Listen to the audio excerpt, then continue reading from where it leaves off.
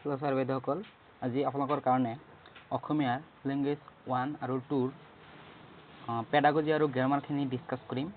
এইবিলাক question previous ইয়াৰত অহা question. তো আপোনালোকে ভিডিঅ'টো সম্পূৰ্ণকৈ চাই যাব। তো আজিৰ প্ৰথম কুৱেশ্যনটো আছিলে ভিখন শব্দটোত মধ্যাহ্ন ব্যৱহাৰ হোৱাৰ কাৰণটো কি? অপশ্যন 1 আছে নত্যবিধিৰ নিয়ম মতে মধ্যাহ্ন খোৱাৰ পাছত মধ্যাহ্ন বহে। 2 নম্বৰত আছে মধ্যাহ্ন খোৱাৰ সত্যবিধিৰ মতে মধ্যাহ্ন খোৱাৰ পাছত মধ্যাহ্ন বহে। অপশ্যন 3 আছে ব্যাকৰণৰ নিয়ম মতে শব্দৰ প্ৰথমত ব বৰ্গৰ ধ্বনিত গুৰু স্বৰ থাকিলে শেষৰ বৰ্ণ ট বৰ্গ হয়।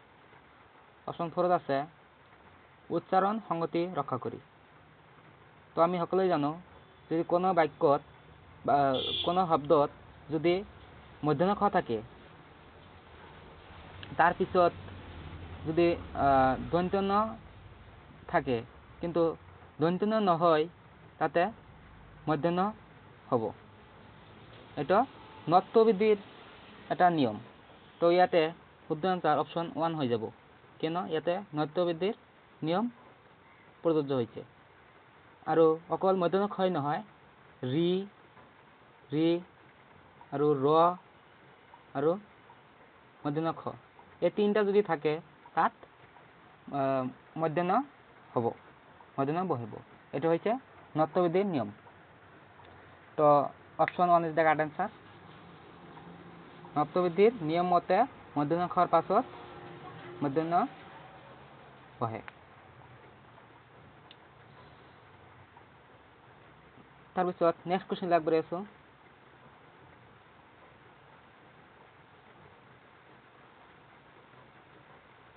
নেক্সট কুৱেশ্যনটো চাওক। ওপৰৰ পাঠত থকা এইটো আমাৰ পেৰাগ্ৰাফৰ পৰা হয়। তো মই জাষ্ট আজি গ্ৰামাৰ আৰু পেডাগজি ডিছকাছ কৰিম। চাওক গ্ৰামাৰ, এইটো এটা গ্ৰামাৰ। লাচিতৰ তেতিয়া ভীষণ জ্বৰ। ইয়াত ভীষণ শব্দটো কি? তো আমি সকলোৱে জানো যে কোনো নাউন বা বিশেষণৰ আগত যিটো শব্দ বহে সেইটো বিশেষণ হয়। তো ইয়াতে জ্বৰ এইটো এটা শব্দ।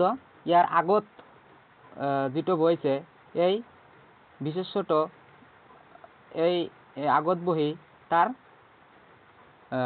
ভাল বেয়া গুণ এইটো প্ৰকাশ কৰিছে। তো ইয়াতে জ্বৰৰ কথা কৈছে। জ্বৰ কেনেকুৱা কুৱেশ্যন কৰিছে, কেনেকুৱা জ্বৰ?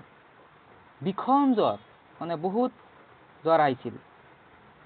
তো আমাৰ যিটো ক্ৰিয়া আছে, যিটো মেইন ভাৱটো শব্দ আছে, এইটো তাৰ ৰূপ গুণ চেঞ্জ কৰিব খুজিছে। কেনেকুৱা? ভীষণ জ্বৰ, বহুত জ্বৰ, ভীষণ। তো এইটো হৈছে এটা বিশেষণ, মনত ৰাখিব।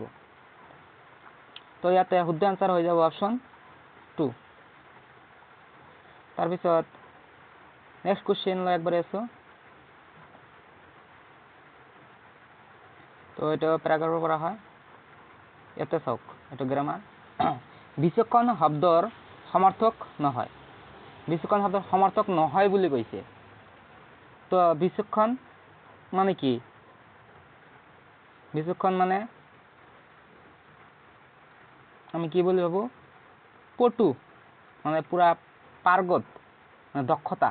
তো ইয়াতে অপশ্যন 1 আছে পটু, এইটো হয়। অপশ্যন 2 আছে দক্ষ, এইটো হয়। অপশ্যন 3 আছে পাৰ্গত। এই তিনিটাই বিশেষণৰ সমৰ্থক শব্দ হয়। তো ইয়াতে নহয় বুলি কৈছে, সেইকাৰণে প্ৰাজ্ঞ হৈ যাব ইয়াৰ শুদ্ধ আনসাৰ। তাৰপিছত নেক্সট কুৱেশ্যন আগবাঢ়ি আছোঁ। গ্ৰামাৰ আৰু পেডাগজি ডিছকাছ কৰিম আজি।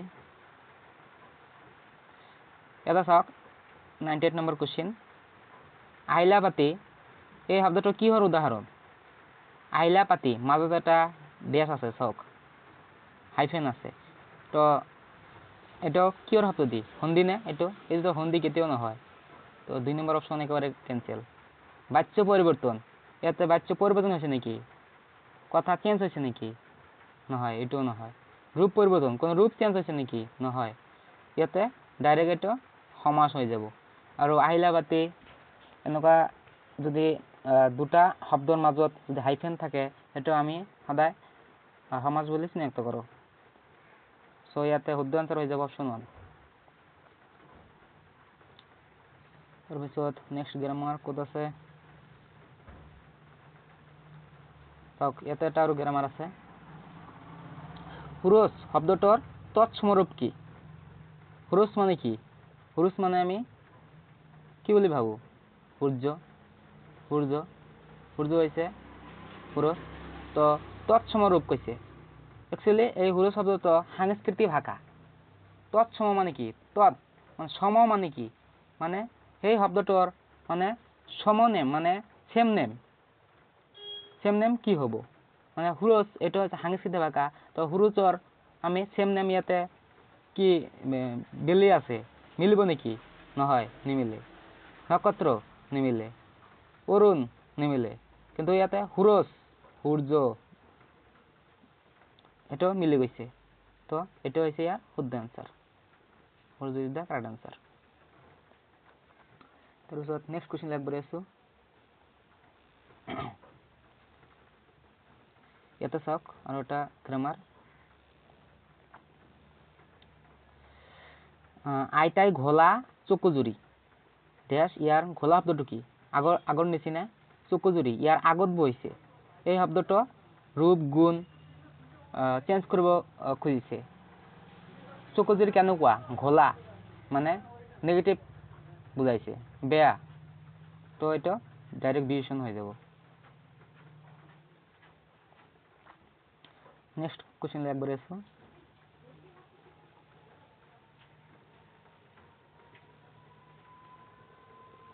তো সমাৰ্থক শব্দ, এইবিলাক কুৱেশ্যন বাৰ বাৰ আহি থাকে। সমাৰ্থক শব্দ, সন্ধি, বিপৰীত শব্দ, সৰল বাক্য, জটিল বাক্য, এইবিলাক অনুপ্ৰাস, এইবিলাক আহি থাকে। এইবিলাক আপোনালোকে ভালকৈ চাই যাব। তো ইয়াতে অপশ্যন 102 নম্বৰ কুৱেশ্যন কৈছে, পৰশৰ শব্দটোৰ সমাৰ্থক কি? পৰশৰ মানে কি? বহুত তীক্ষ্ণ, বহুত চোকা। তো ইয়াতে ডাইৰেক্ট আপোনালোকে দেখিবলৈ পাইছে 2 number option is the correct answer. চোকা ইজ দ্য কাৰেক্ট আনচাৰ হৈ যাব।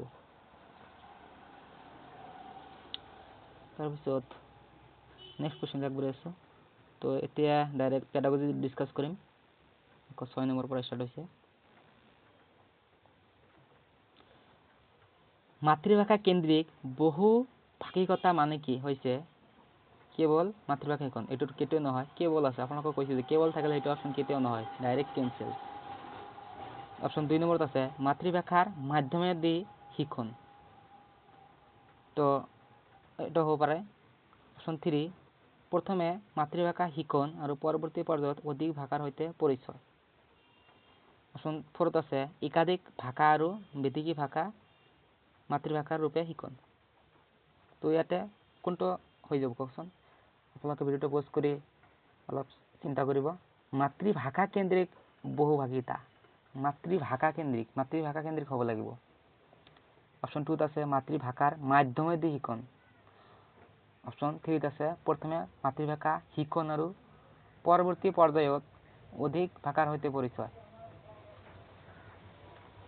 অপশ্যন 4ত আছে একাধিক ভাষা আৰু বিদেশী ভাষা মাতৃভাষাৰ ৰূপে শিক্ষণ। এইটোতো কেতিয়াও নহয়। একাধিক ভাষা আৰু বিদেশী ভাষা মাতৃভাষাৰ ৰূপে আমি কেতিয়াও শিকিব নোৱাৰোঁ। ইয়াতে মাতৃভাষা কেন্দ্ৰিক কৈছে। তো ইয়াতে শুদ্ধ আনচাৰ হৈ যাব option 3 is the correct answer. প্ৰথমে মাতৃভাষা শিক্ষণ, তাৰপিছত পৰৱৰ্তী পৰ্যায়ত অধিক ভাষাৰ সৈতে পৰিচয় হ'ব লাগিব। মাতৃভাষা কেন্দ্ৰিক কৈছে। কেন্দ্ৰিক মানে কি? মানে প্ৰথমে আমি মাতৃভাষা শিকিম, তাৰপিছত পৰৱৰ্তী যিকোনো ভাষাৰ সৈতে আমি পৰিচয় হ'ম। তাৰপিছত নেক্সট কুৱেশ্যন আগবাঢ়ি আছোঁ। 107 নম্বৰ কুৱেশ্যন। বিদ্যালয়ত ভাষা শিক্ষণৰ নীতিক কোৱা হয়। অপশ্যন 1ত আছে বহুভাষিক শিক্ষা, অপশ্যন 2ত আছে শিক্ষাৰ ভাষা, অপশ্যন 3ত আছে মাতৃভাষা কেন্দ্ৰিক বহুভাষিকতা, অপশ্যন 4ত আছে ত্ৰিভাষা সূত্ৰ। তো এইটো হ'ব ইয়াৰ শুদ্ধ আনচাৰ। ত্ৰিভাষা সূত্ৰ আমি সকলোৱে জানো আমাৰ স্কুলত 3টা ভাষা শিক্ষা দিয়া হয় এনসিএফ 2005 মতে মাতৃভাষা আৰু যিকোনো দুটা ল্যাঙ্গুৱেজ বেলেগ ল্যাঙ্গুৱেজ আপুনি ইংলিশও শিকিব পাৰে হিন্দীও শিকিব পাৰে উৰ্দু মাৰাঠী বাঙালী যিকোনো দুটা শিকিলেই হ'ল কিন্তু মাতৃভাষা থাকিব লাগিব তো নেক্সট কোশ্চেন লৈ আগবাঢ়ি আছো 108 নম্বৰ কোশ্চেন ইয়াতে কৈছে সামগ্ৰিক ভাষা অভিগমন হোল ল্যাঙ্গুৱেজ এপ্ৰোচ সামগ্ৰিক ভাষা কি অপশ্যন 1 আছে শিক্ষাৰ্থীয়ে বৰ্ণ আৰু উচ্চাৰণৰ মাধ্যমেৰে শব্দ খণ্ডবাক্য আৰু বাক্য শিকাৰ যোগেদি এটা ভাষা শিক্ষা ধাৰণা বুলি কৰা অপশ্যন 2 আছে শিক্ষাৰ্থীয়ে ভাষা খণ্ড উচ্চাৰণ ধ্বনি আদিৰ দৰে ক্ষুদ্ৰ অংশ আহৰণ কৰি ভাষা শিক্ষাৰ ধাৰণা বুলি কৰা অপশ্যন 3 আছে বৰ্ণমালাৰ আখৰৰ দৰে ক্ষুদ্ৰ অংশবোৰ শিকাৰ পৰা ভাষা শিক্ষণ আৰম্ভ হোৱা বুলি থকা ধাৰণা অপশ্যন 4 আছে সকলো ভাষা একে ধৰণে শিকা হয় বুলি থকা ধাৰণা তো ইয়াতে শুদ্ধ আনসাৰ কি আপোনালোকে ভিডিওটো পোস্ট কৰি এবাৰ চাই ল'ব তো ইয়াতে শুদ্ধ আনসাৰ হৈ যাব অপশ্যন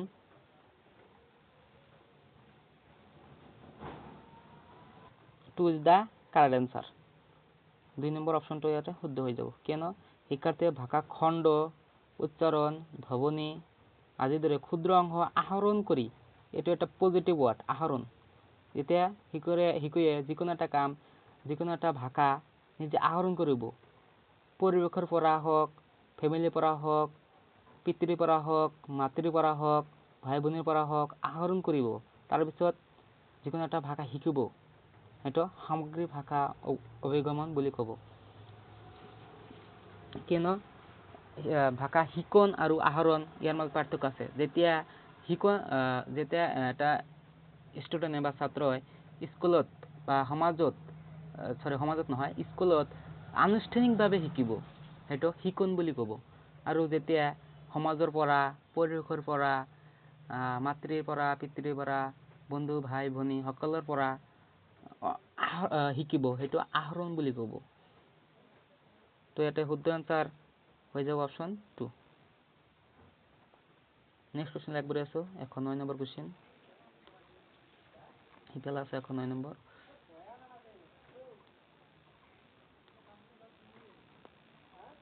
এটো হৈছে 109 নম্বৰ কোশ্চেন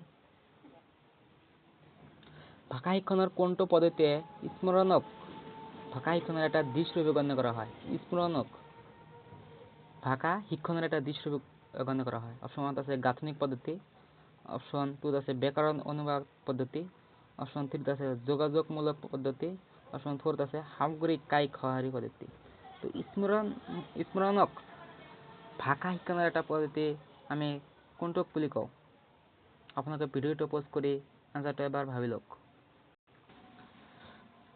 তো ইয়াৰ শুদ্ধ আনসাৰ হৈ যাব অপশ্যন 2 ব্যাকৰণ অনুবাদ পদ্ধতি গ্ৰামাৰ ট্ৰান্সলেশন মেথড ইয়াতে আৰু এটা কথা জানি থব গ্ৰামাৰ ট্ৰান্সলেশন মেথডক ট্ৰেডিশনাল মেথড বুলিও কোৱা হয়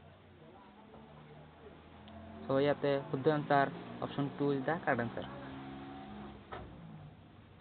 110 নম্বৰ কোশ্চেন লাগবৰে আছো সব বহুত এটা ভাল কোশ্চেন কাব্য এগৰাকী ভাষা শিক্ষয়িত্ৰী ওকে তেওঁ ছাত্ৰ ছাত্ৰীসকলক বিভিন্ন বিষয়ৰ লগত সম্পৰ্কিত শব্দ বিচাৰিবলৈ দিলে আৰু তাৰ মিত্ৰ শব্দসমূহ মানে বি ফ্ৰেন্ড ওয়াৰ্ডস অৰ্থাৎ যিবোৰ শব্দ এটা শব্দৰ আগত আৰু পাছত বহে বিচাৰি উলিয়াবলৈ দিলে এই কৌশলটোক কি বুলি কোৱা হয় সহযোজন শব্দজাল শব্দখেল শব্দ গঠন ভিডিওটো পোস্ট কৰি আপোনালোকে উত্তৰটো ভাবি লওক তো ইয়াৰ শুদ্ধ আনসাৰ হৈ যাব অপশ্যন 1 এটোক সহযোজন বা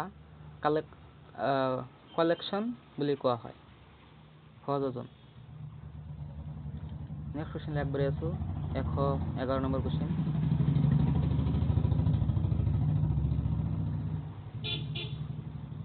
ইয়াতে কৈছে এগৰাকী শিক্ষকে তেওঁৰ ছাত্ৰ ছাত্ৰীসকলৰ শিক্ষণ ক্ষমতা পৰীক্ষা কৰিবৰ বাবে প্ৰশ্ন প্ৰস্তুত কৰিছে। ওকে, তেওঁ এটা পেৰাগ্ৰাফৰ অন্তৰ্ভুক্ত বাক্যসমূহৰ পৰা প্ৰতি 5 নম্বৰ শব্দটো বাদ দি গৈছে আৰু ছাত্ৰ ছাত্ৰীসকলক খালী ঠাইসমূহ পূৰণ কৰিব দিছে। এই পৰীক্ষণ কৌশলটোক কি বুলি কোৱা হয়? তো এগৰাকী শিক্ষকে কি কৰিছে যে ছাত্ৰ ছাত্ৰীক শিক্ষণ ক্ষমতা পৰীক্ষা কৰিবৰ বাবে টেষ্ট কৰিবৰ কাৰণে তেওঁ এটা পেৰাগ্ৰাফৰ পৰা কিছুমান সেন্টেন্স উঠাই লৈছে আৰু তাৰ পৰা মাজে মাজে স্পেচ ৰাখি গৈছে, খালী ঠাই পূৰণ কৰিব দিছে। তো ইয়াত এই পদ্ধতি বা এই কৌশলটোক কি বুলি কোৱা হয়?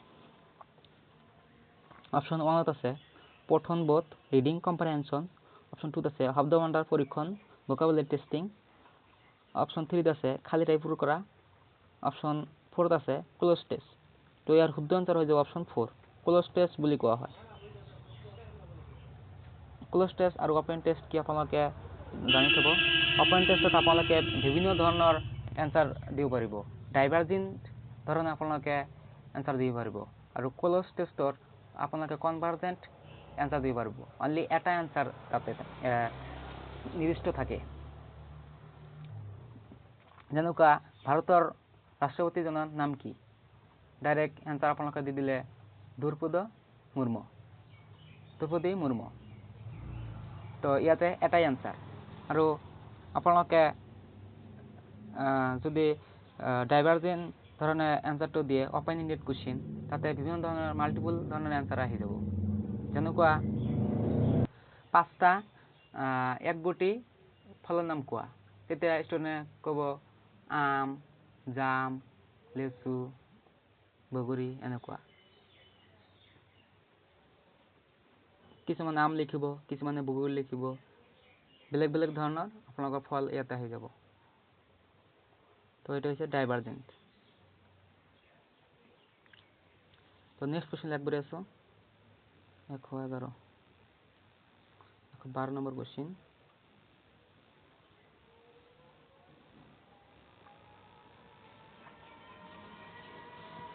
কথা কৈ থাকোঁতে সঠিক স্থানত সঠিক শব্দ এটা সঠিক উচ্চাৰণ কৰা প্ৰক্ৰিয়াটোক কোৱা হয় শৰীৰৰ ভাষা, কথন কৌশল, ভাষাৰ কাৰ্যকাৰিতা আৰু ভাষা ব্যৱহাৰ।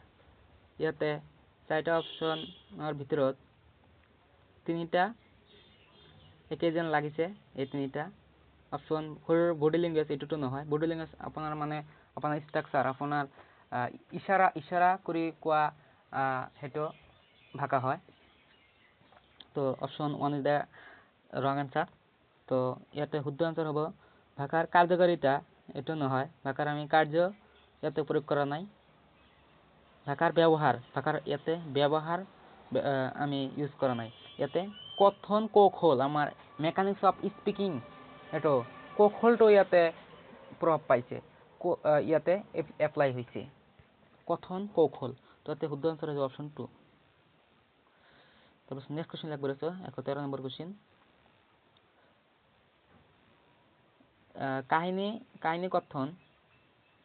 কাহিনী কথন বা ষ্টৰী টেলিং কি ক্ষেত্ৰত এটা শিকন আহিলাইছে প্ৰয়োগ কৰা হয়?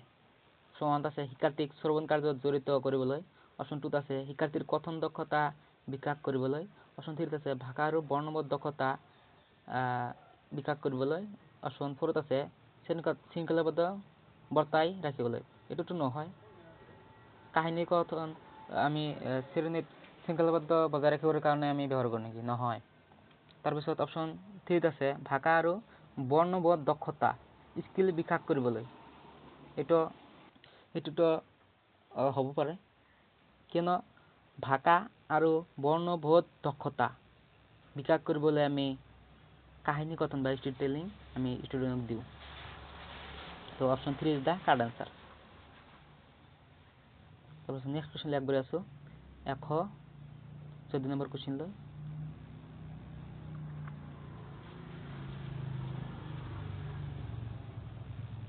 অপশ্যনবিলাক ইমান ডাঙৰ ডাঙৰ। এতিয়া চাওক অপশ্যন কুৱেশ্যন নম্বৰ 114 আছে প্ৰসংগ অনুসৰি ব্যাকৰণ, কনটেক্সট মানে কি? অপশ্যন 1 আছে অনুশীলন আৰু ড্ৰিলছ অভ্যাসৰ দ্বাৰা এইটো কেতিয়াও নহয়। ড্ৰিলছ শব্দ থাকিলে এইটো ডাইৰেক্ট কেঞ্চেল কৰি দিয়া আহিব আপোনালোকে, এইটো কেতিয়াও লিখিবলৈ নহয়। অপশ্যন 2ত আছে প্ৰথমতে ৰূপ, ফৰ্ম আৰু তাৰ পাছত কাৰ্যকাৰিতা শিকন। অপশ্যন 3ত আছে য'ত ৰূপ, ফৰ্ম প্ৰথমে পাৰ্থক্য কৰা যায়, প্ৰথমে সেই সাবেক ভাষাৰ নেচাৰেল লেংগুৱেজ উদাহৰণ পৰা শিকন আৰু তাৰ প্ৰসংগ অধ্যয়ন। অপশ্যন 4ত আছে শিক্ষাৰ্থীয়ে পৰ্যায়ক্ৰমে বিকাশ সম্পৰ্কে বুজি পৰা ৰূপৰ ফৰ্ম বিন্যাস অধ্যয়ন। তো শুদ্ধ আনসাৰ কোনটো আপোনালোকে ভিডিঅ'টো পোষ্ট কৰি আপোনালোকে ভাবি লওক। এটা অপশ্যন আমি ইলিমিনেট কৰি দিছোঁ, 3টা আছে। তো ইয়াতে আমাৰ শুদ্ধ আনসাৰ হৈ যাব option 3। Option 3 is the correct answer.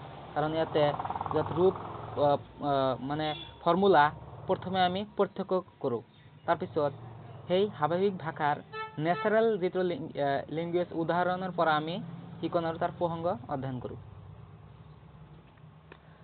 তাৰপিছত নেক্সট কুৱেশ্যন আগবাঢ়ি আছোঁ, 115 নম্বৰ কুৱেশ্যন। তলৰ কোনটো শিক্ষণ দক্ষতা নহয় বুলি কৈছে? বক্তৃতাৰ পৰা টোকা নোট লিখন। অপশ্যন 2ত আছে পঠনৰ সময়ত টোকা প্ৰস্তুতকৰণ। অপশ্যন 3ত আছে সাৰাংশ সাইনোপসিস। অপশ্যন 4ত আছে কোনো অনুষ্ঠানৰ কাৰ্যসূচী আৰু এজেণ্ডা লিখন। তো আমি যেতিয়া বক্তৃতা দিয়ে কোনো এজন টিচাৰে, তেতিয়া আমি টোকা কিছু লিখি ৰাখোঁ। তো এইটো হয় শিক্ষণ দক্ষতা হয়। অপশ্যন 2ত কৈছে পঠনৰ সময়ত টোকা প্ৰস্তুত কৰণ। যেতিয়া আমি কোনো এটা পাঠ পঢ়োঁ তেতিয়া আমি টোকা প্ৰস্তুত কৰোঁ, ইম্পৰ্টেণ্ট কথাবিলাক আমি লিখি থওঁ, সেইটোতো শিক্ষণৰ দক্ষতা হয়। অপশ্যন 3ত আছে সাৰাংশ লিখন। কোনো এটা গল্পৰ, কোনো এটা পদ্যৰ আমি যদি যেতিয়া তাৰ সাৰাংশটো আমি লিখিম, তেতিয়া সেইটোতো শিক্ষণৰ দক্ষতা হয়। তো কোনো অনুষ্ঠানৰ কাৰ্যসূচী বা এজেণ্ডা লিখা বা লিষ্ট বনোৱা, সেইটো শিক্ষণৰ দক্ষতা নহয়। তো ইয়াতে নহয় বুলি কৈছে, তো ইয়াৰ শুদ্ধ আনসাৰ হৈ যাব অপশ্যন 4। এইটো হৈছে শুদ্ধ আনসাৰ। 116 নম্বৰ কুৱেশ্যন আগবাঢ়ি আছোঁ। পাঠ্যপুথিৰ প্ৰণেতাসকলে সদায় মূল লেখকে লেখা গদ্য পাঠ, কবিতা, বৃত্তান্ত আদি অন্তৰ্ভুক্ত কৰে। তেওঁলোকে বাতৰি কাকত, আলোচনা আদিৰ পৰা মূল পাঠ অন্তৰ্ভুক্ত কৰে, কাৰণ এই সমূহ প্ৰমাণিক আৰু ইয়াৰ ভাষা স্বাভাৱিক নেচাৰেল। অপশ্যন 2ত আছে পাঠ্যপুথিৰ প্ৰণেতাসকলে স্বতন্ত্ৰ পাঠ পছন্দ কৰে। অপশ্যন 3ত আছে এইসমূহ অনুশীলনৰ বাবে সুবিধাজনক। এইটো কেতিয়াও নহয়, অনুশীলন এইবিলাক নহয়। অনুশীলন শব্দ থাকিলে ডাইৰেক্ট কেঞ্চেল কৰি দিব। অপশ্যন 4ত আছে এইসমূহ পঠনৰ বাবে সুবিধাজনক। তো ইয়াতে কোনটো হ'ব আপোনালোকে চাওক। ইয়াতে কি হৈছে, পাঠ্যপুথিৰ প্ৰণেতাসকলে সদায় মূল লেখকে লেখা গদ্য পাঠ, কবিতা, বৃত্তান্ত আদি অন্তৰ্ভুক্ত কৰে। তেওঁলোকে বাতৰি কাকত, আলোচনী আদিৰ পৰাও মূল পাঠ অন্তৰ্ভুক্ত কৰে। কাৰণটো কি? তো আপোনালোকে ভিডিঅ'টো পোষ্ট কৰি অপশ্যনটো বিচাৰি লওক, যিহেতু মই এটা অপশ্যন ইলিমিনেট কৰি দিছোঁ। অপশ্যন 3টো নহ'ব, 1 to 4ৰ ভিতৰত হ'ব। তো আপোনালোকে আনসাৰটো কমেণ্টত জনাওক। তো ইয়াৰ শুদ্ধ আনসাৰ হৈ গৈছে অপশ্যন 1। এইসমূহ প্ৰমাণিক আৰু নেচাৰেল। এই নেচাৰেল শব্দটো কিন্তু পজিটিভ টেগ ৱাৰ্ড হয়। নেচাৰেল শব্দটো কিন্তু আপোনালোকে য'ত দেখা হ'ব সেইটো শুদ্ধ উত্তৰ হ'ব। এইটো আপোনালোকে যদি পেটৰ ভিতৰত এটাও যদি নাজানে, এনেকুৱা যদি পজিটিভ টেগ ৱাৰ্ড আপোনালোকে যদি বিচাৰি পায়, তেনেহ'লে সেইটো দি থৈ আহিব। আপোনালোকে 99% আৰু 100% নকওঁ, কিছুমানত নেগেটিভ থাকে, 99% শুদ্ধ হোৱাৰ চান্স থাকে। তো ইয়াতে option 1 is the correct answer. এইটো প্ৰমাণিক আৰু ইয়াৰ ভাষাসমূহ নেচাৰেল, সেইকাৰণে এইটো অন্তৰ্ভুক্ত কৰে।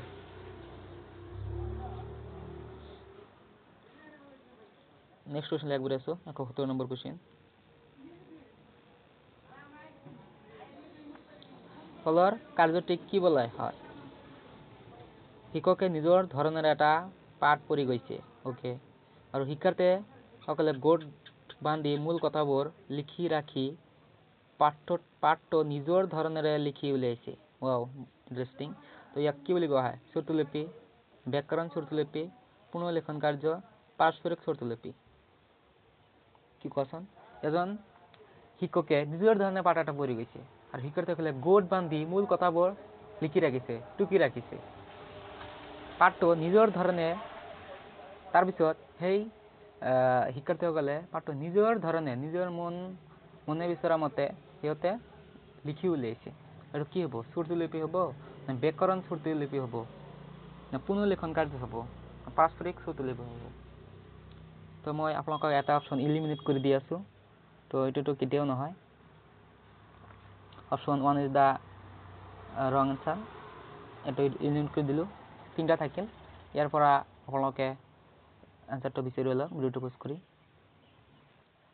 তো ইয়াৰ শুদ্ধ এনচাৰ হ'ব অপশ্যন 2। এইটো হ'ব ব্যাকৰণ শ্ৰুতলিপি, গ্ৰামাৰ ডিক্টেশ্যন।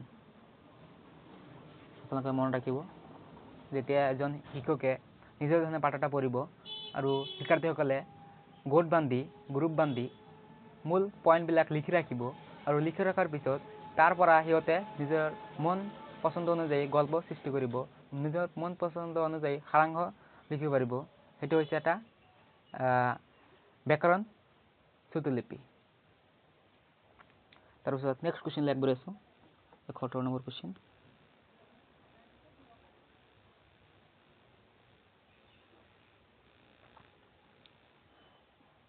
সাধাৰণতে প্ৰথম ভাষা বিকাশ মানে হৈছে, wow, very important and interesting question. প্ৰথম ভাষা, মই আশা কৰি আছোঁ আপোনালোকে সকলোৱে এই কুৱেশ্যন এনচাৰটো পাৰিব। প্ৰথম ভাষা বিকাশ মানে কি? শিকন, আহৰণ, বিকাশ, বোধ। এইটো কুৱেশ্যন মই আপোনালোকে যদি ভিডিঅ' প্ৰথমৰ পৰা দেখি আছে তেনেহ'লে আপোনালোকে নিশ্চয় পাৰিব, কাৰণ মই ৰিচাৰ্চ কৰিছোঁ শিকন মানে কি আৰু আহৰণ মানে কি। শিকন মানে হৈছে যিটো ভাষা আনুষ্ঠানিকভাৱে শিকিব, স্কুল কলেজত শিকিব, সেইটো হৈছে শিকন। আৰু আহৰণ সেইটো ভাষা যিটো সমাজৰ পৰা, ফেমিলিৰ পৰা, পৰিয়ালৰ পৰা শিকিব, মাক দেউতাৰ পৰা শিকিব, ভাই ভনীৰ পৰা শিকিব, সেইটো হৈছে আহৰণ। আৰু আহৰণ কেতিয়া শিকে? যেতিয়া শিশু এটা জন্ম হয় তেতিয়া তাৰ পিছৰ পৰাই সেই শিশুটো মাতৃভাষা আহৰণ কৰিবলৈ শিকে, ভাষা এটা আহৰণ কৰিবলৈ শিকে। ডাইৰেক্ট সৰুৰ পৰাই কিন্তু সমাজত নাযায়, স্কুলত নাযায়। তো এইটো হৈছে প্ৰথম ভাষা। আহৰণ, প্ৰথম ভাষা বিকাশ কি বুলি কোৱা হয়? আহৰণ বুলি কোৱা হয়। তো option 2 is the correct answer. তাৰপিছত 119 নম্বৰ কুৱেশ্যন লেখ কৰি আছোঁ।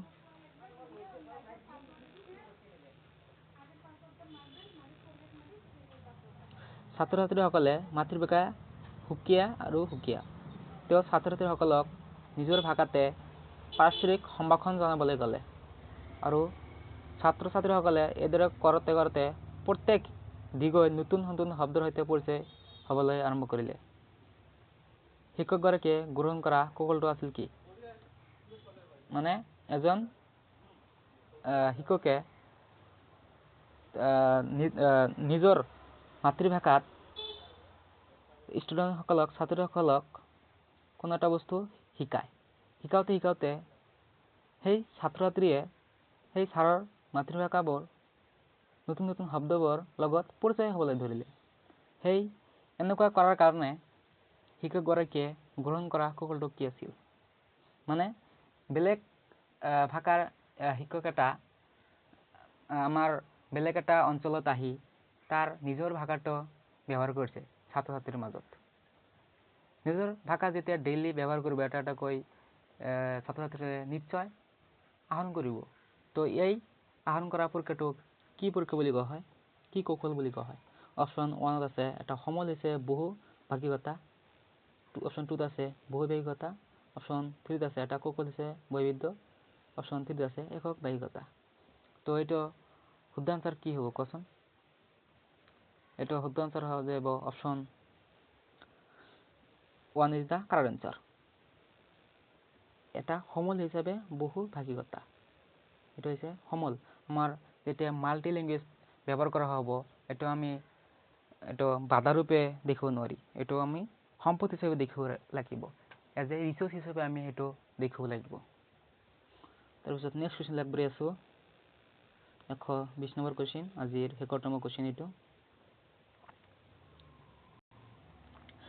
তলৰ তলৰ কোনটো কৌশল শিক্ষাৰ্থীক ভাষা শিকোৱাৰ ক্ষেত্ৰত আদৰ্শ কৌশল ৰূপে গণ্য কৰিব নোৱাৰি কৈছে নেগেটিভ কথা। গীত আৰু পদ্যৰ মাধ্যম, শব্দ আৰু চুম বাক্যৰ প্ৰয়োগ, বৰ্ণমালাৰ আখৰসমূহৰ পৰিচয়। অপশ্যন 4 আছে মৌখিক আৰু শাৰীৰিক ভাৱ বিনিময়। নোৱাৰি বুলি কৈছে। তো গীত আৰু পদ্যৰ মাধ্যম এইটো এটা ভাষা শিকাৰ এটা মাধ্যম হয়। অপশ্যন 2 আছে শব্দ আৰু চুম বাক্যৰ প্ৰয়োগ হয়। শব্দ আৰু চুম বাক্য শৰ্ট বাক্য এইটো ব্যৱহাৰ কৰা এইটো ভাষাৰ এটা পৰ্যায় হয়, মাধ্যম হয়। তাৰপিছত অপশ্যন 3 আছে বৰ্ণমালাৰ আখৰসমূহৰ পৰিচয়। এইটো হ'ব ইয়াৰ শুদ্ধ এনসাৰ, কিয়নো আমি ভাষা শিকোঁতে বৰ্ণমালাৰ আখৰসমূহৰ পৰিচয় আগতে শিকিব নালাগে। আমি ডাইৰেক্ট ভাষা এটা মানুহৰ মুখৰ পৰা আহৰণ কৰিব পাৰোঁ। যেতিয়া আমি পৰিৱেশৰ পৰা আহৰণ কৰোঁ, মাতৃভাষাৰ পৰা আহৰণ কৰোঁ, সেইটো আমি ভাষা ডাইৰেক্ট গ্ৰামাৰ বা ক খ স্বৰবৰ্ণ ব্যঞ্জন বৰ্ণ এইবিলাক শিকি আমি ভাষা নিশিকোঁ, ডাইৰেক্ট শিকোঁ। সেইকাৰণে ইয়াতে নেগেটিভ হৈ যাব বৰ্ণমালাৰ আখৰসমূহৰ পৰিচয়। Option 3 is the correct answer. আজিৰ ভিডিঅ' এইখিনি। নেক্সট ভিডিঅ'ত বেলেগ এটা কুৱেশ্যন পেপাৰ লৈ উপস্থিত হ'ম। তো মোৰ ভিডিঅ' যদি আপোনালোকে অলপ হ'লেও ভাল পাইছে তেনেহ'লে লাইক কমেণ্ট শ্বেয়াৰ কৰিব। Thank U.